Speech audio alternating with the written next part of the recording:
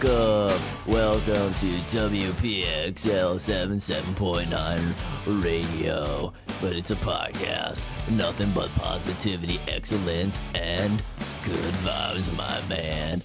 I'm your intro host, and we got some killer stuff on the show today. I'm telling you what, Seeds of Doubt, my friend. Killer concept, and I'm gonna throw it off to Michael. I hope y'all enjoy. Excellent.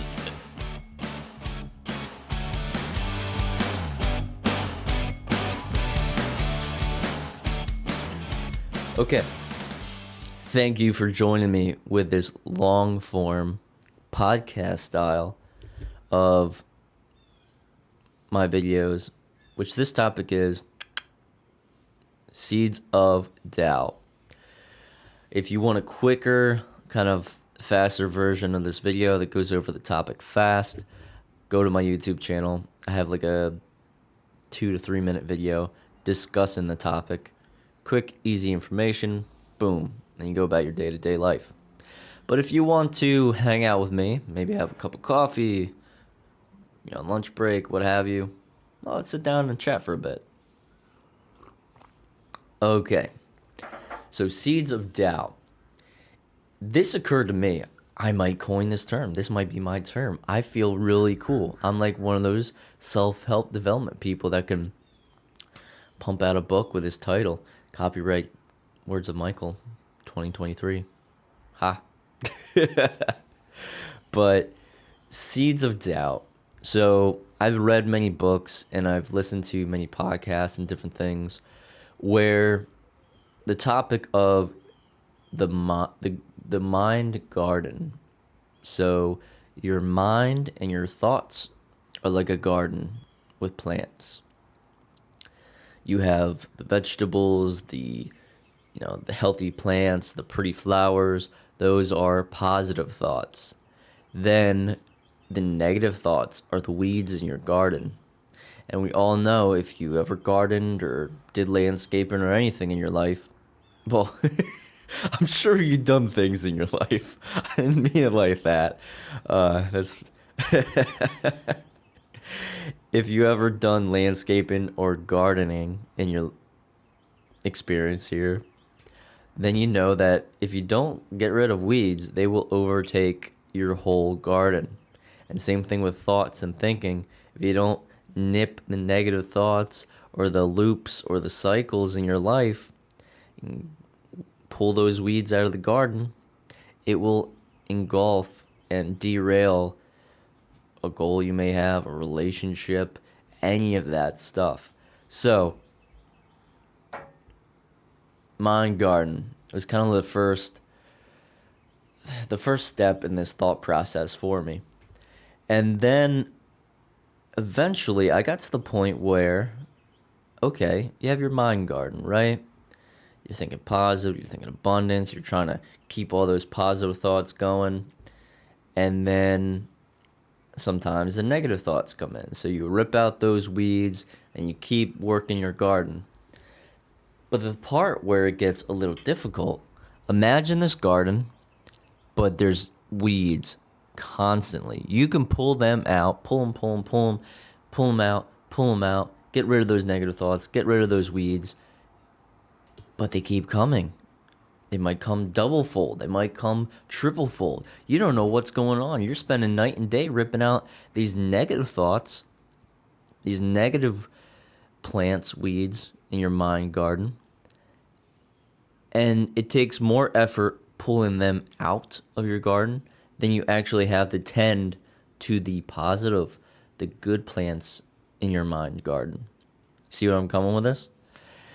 You're expending more energy on the negative, getting rid of the negative, than tilling and helping the positive grow. So I kind of went down a rabbit hole and I'm like, okay, well, all plants start with what? A seed, right? They start with seeds. Seeds of doubt. Because a lot of negative thoughts come about because of something negative. A negative thought, a negative word, a comment from somebody else, from yourself, and they become seeds of doubt that get sown into your mind garden and become negative thoughts and weeds and plants. So we all kind of should understand at this point how seeds spread and how plants work. You could throw 100 seeds into a bunch of soil, and guess what?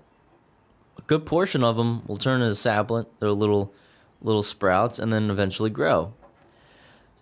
So to be aware of how many seeds are being thrown into your garden is very crucial.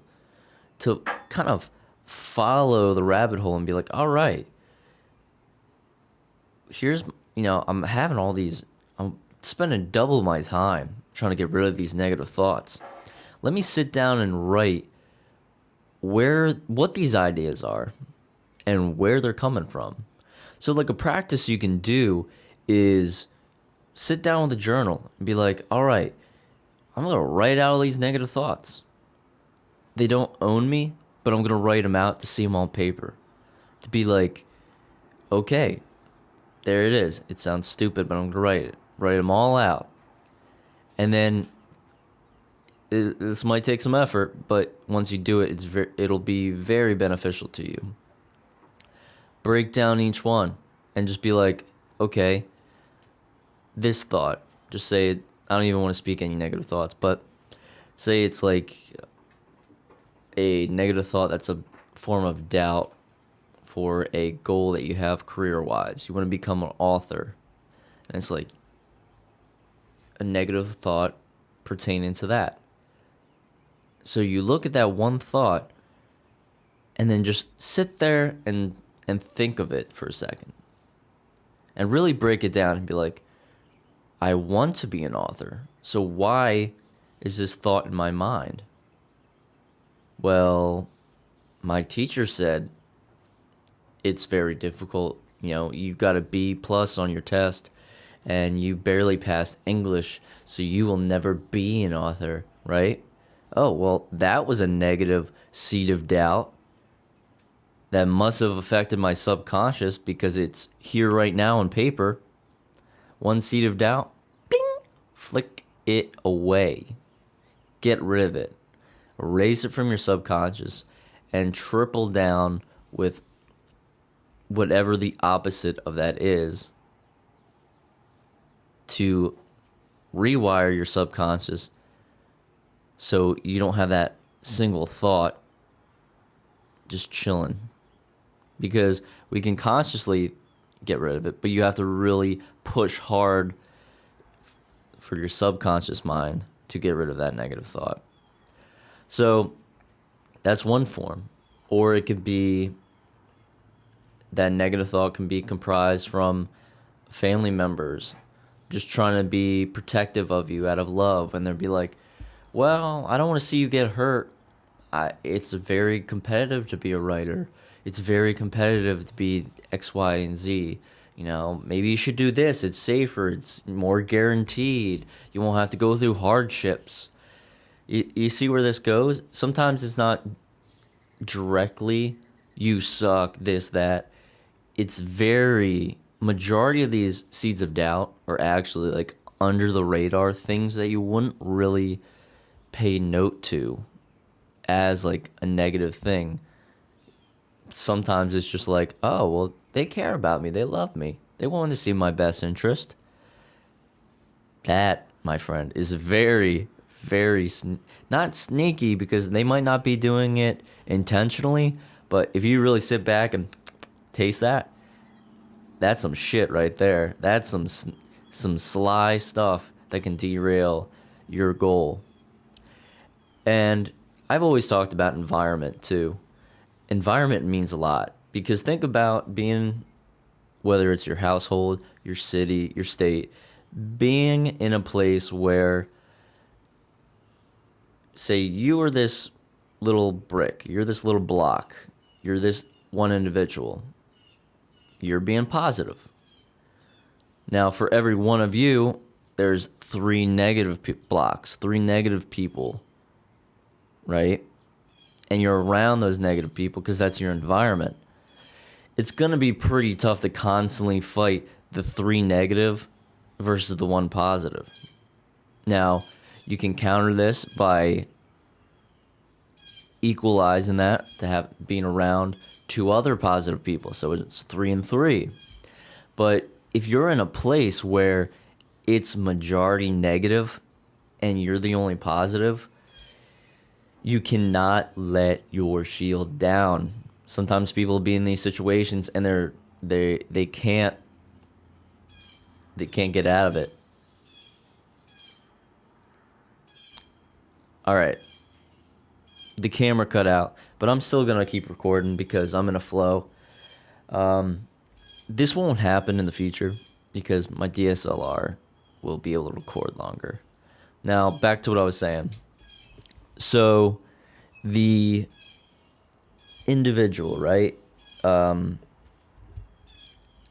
you have majority, almost like you're back up against the wall kind of situation, and you're in your environment is negative, the people you're around are negative, and you feel like it's just you against them, you gotta have your shields up, fortify, and fight. Doesn't sound fun, but you gotta fight because all that negativity is strong. And I've been there myself where I lived in places, I've been around people, and it's like subliminal. It's not like you're getting attacked in the face all the time, like, oh, your ideas suck, you're not going to do this, blah, blah, blah. If you're in that situation, then you just got to, like, get out. But when it's under the radar kind of stuff, you have to just be so absolutely confident in yourself that none of those negative ideas or seeds of doubt sow into your garden.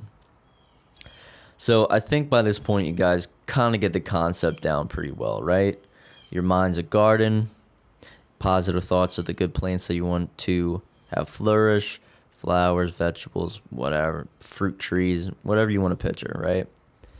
Then the negative thoughts are the weeds in your garden that we all know weeds overtake gardens. It always happens, right? So we want to pull those weeds out, but also be aware of where the seeds are coming from. Write down all the negative things that you have going on right now, negative ideas, and try to figure out where they came from. Because 9 times out of 10, you were very amped and hype when you had this goal or idea or aspiration, and you wouldn't self-sabotage yourself unless those seeds of doubt came from somewhere. So go down the rabbit hole with each of those things that you wrote down, and then just sit with it. Even if it takes you weeks just to break down each thought, do it.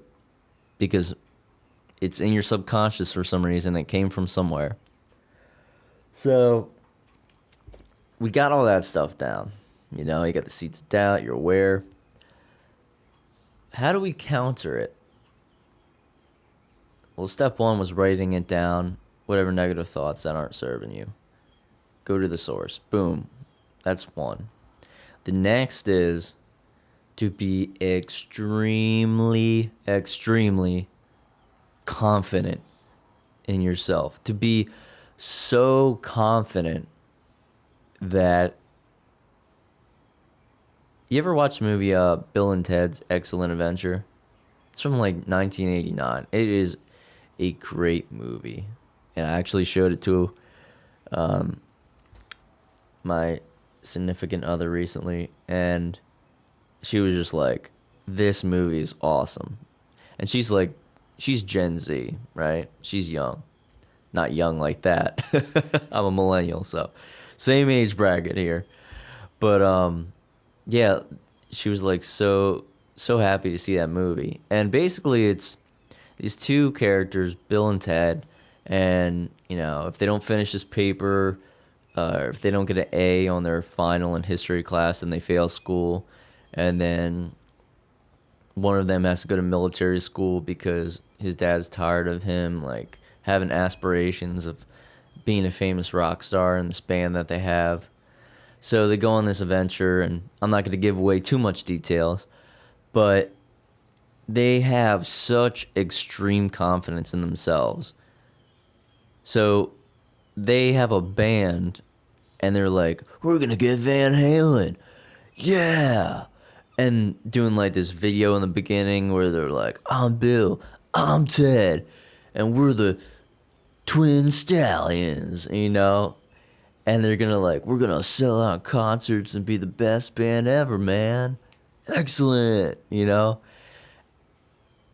And they don't know how to play the instruments yet, but they have the vision and the confidence so well that like one of their the one character's father's like,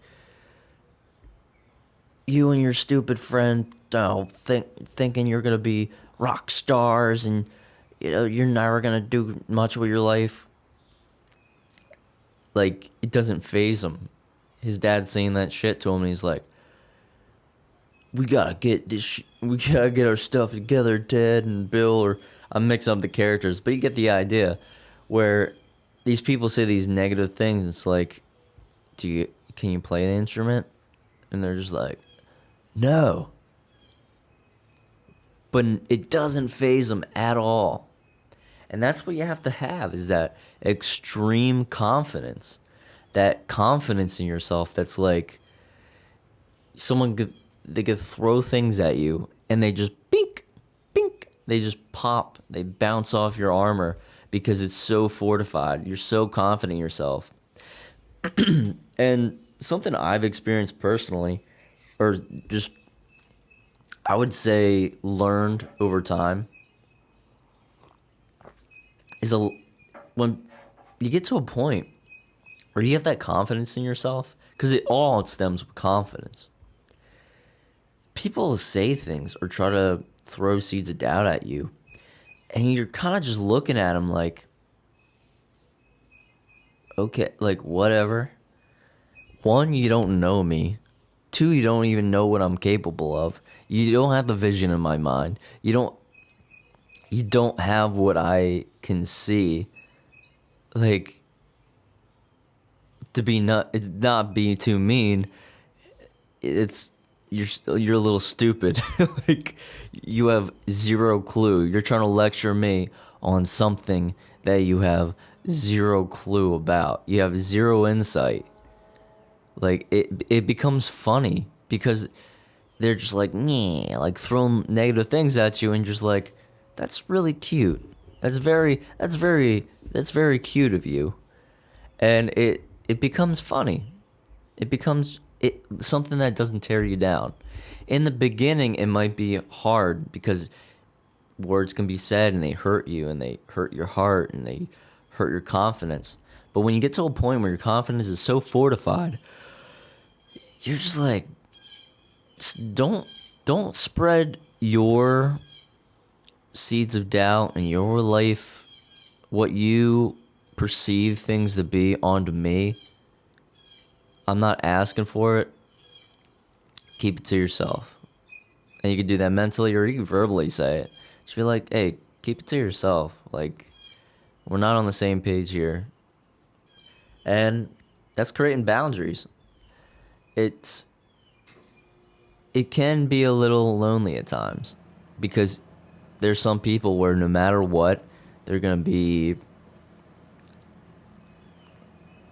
negative, they're going to be doubtful, and you just gotta sometimes distance yourself. And it's tough, especially if it's family.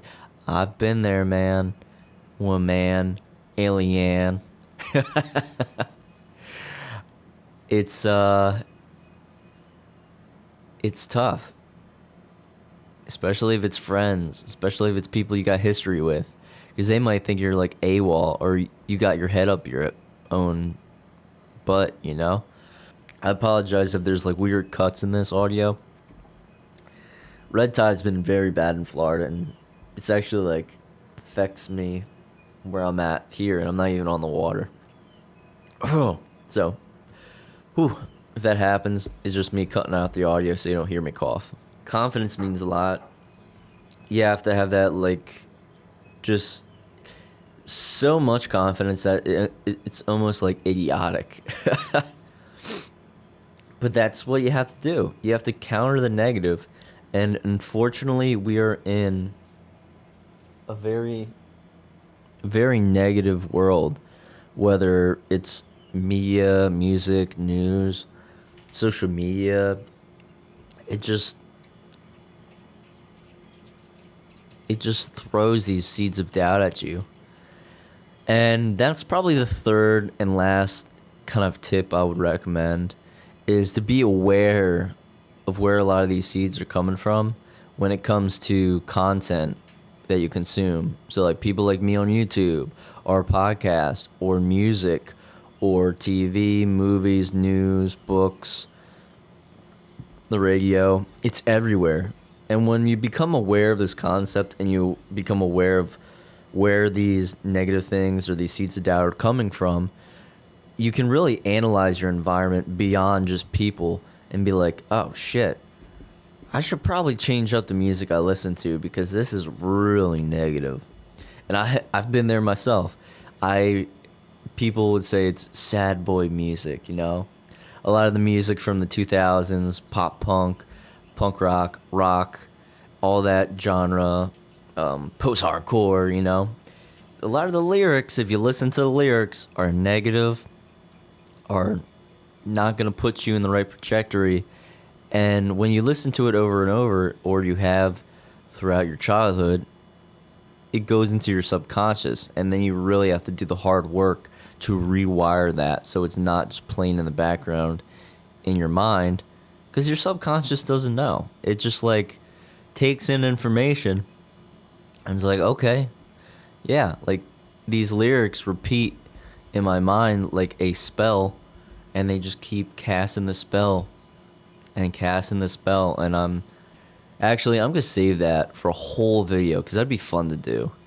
It's just a video with lyrics to show it as an example. So here we go.